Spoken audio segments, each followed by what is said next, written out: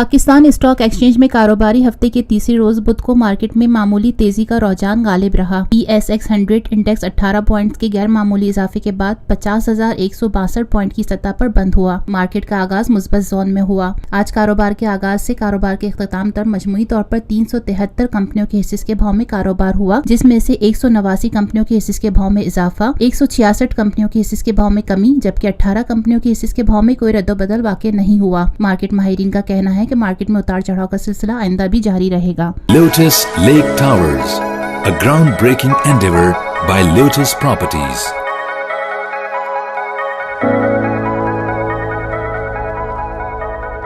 मुल्की, बैनुल-अक़वामी, समाजी, सियासी, तिजारती, सकाफती, तफरीही, मालूमाती और खेलों से जुड़ी हर छोटी बड़ी खबर का मरकज TNN TV।